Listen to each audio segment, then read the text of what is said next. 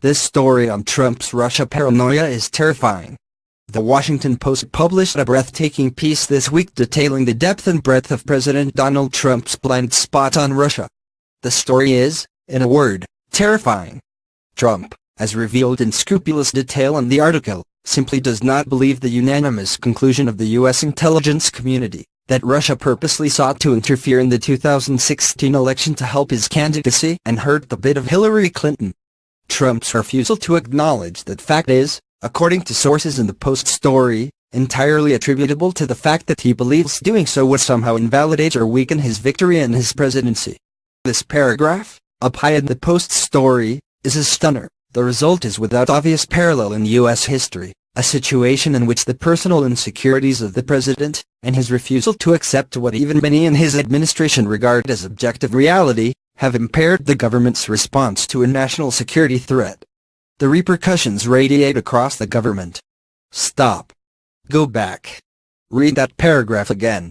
What it says is this: Trump's insecurity about the nature of his victory and who should get the credit for it has made it impossible for the broader government and foreign policy apparatus to properly address the threat posed by Russia. The ways in which Trump's insecurities have trickled down to how Russia is dealt with by his administration include, according to sources cited in the Post story, he hasn't convened a single cabinet-level meeting to discuss Russia. His presidential daily briefing, a sort of "where are we now" look at the U.S. and the world, often has Russia news written down but not delivered orally, for fear of angering him. Trump mistook Fiona Hill, a top Russia advisor at the National Security Council, for a secretary at a meeting. Trump appeared to mistake Hill for a member of the clerical staff, handing her a memo he had marked up and instructing her to rewrite it, write the Post reporters.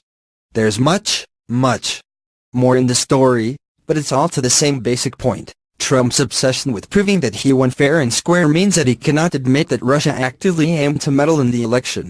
And his refusal to admit that objective fact has created a series of dangerous ripple effects in the country. What's terrifying about that willful blind spot is that every single person in a position to know has been unequivocal about the fact that Russia views its 2016 interference as a massive success and predicted that the country will be back in 2018 and 2020 with even more sophisticated meddling efforts. It's not a Republican thing or Democratic thing, it really is an American thing, former FBI Director James Comey said of the Russia threat in testimony before the Senate Intelligence Committee in June. They're going to come for whatever party they choose to try and work on behalf of. And they're not devoted to either, in my experience. They're just about their own advantage. And they will be back. In July, former Director of National Intelligence said that the Russians are prepping the battlefield for the 2018 election. Facing that future interference from an adversarial foreign power, the U.S. is hamstringed to prepare and deal with it because, well, the president wants all the credit for having won last year. There are lots of abnormal traits of this White House and this president. Some of that is to be expected given the campaign he ran and the promise he made to shake things up in Washington.